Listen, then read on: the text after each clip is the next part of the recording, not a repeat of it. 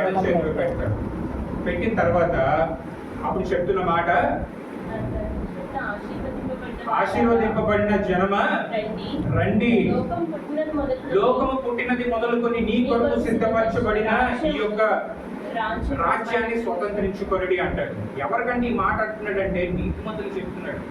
ఎవరైతే నీతిని అనుసరిస్తూ జీవిస్తున్నారో, ఎవరైతే క్రీస్తుని అనుసరిస్తూ జీవిస్తున్నారో రండి స్వతంత్రించుకోండి అంటున్నాడు.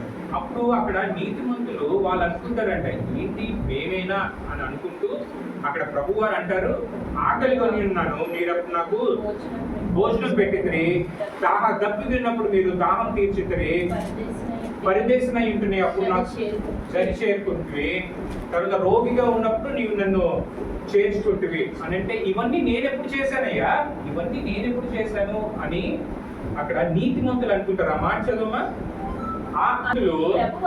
ప్రభువా ఎప్పుడు నీవు ఆకలిగొని ఉండుట చూచి నీకు ఆహారం ఇచ్చితిని ఎప్పుడు ఇచ్చితిని అని అంటారు. నీవు దప్పికొని ఉండుట చూచి ఎప్పుడు దాహం ఇచ్చితిని ఎప్పుడు పరదేశమై ఉండుట చూచి నేను చేర్చుకొంటిని దిగంబరమై ఉండుట చూచి బట్టలు ఇచ్చితిని ఎప్పుడు రోగమై ఉండుటయైనను చెరసాలలో ఉండుటయైనను చూచి నీ యొద్దకు వచ్చిందని ఆయన్ను అడిగెదరు. ఎవరంటే అడుగుతున్నారు? అది ఆ నీతిమంతులు.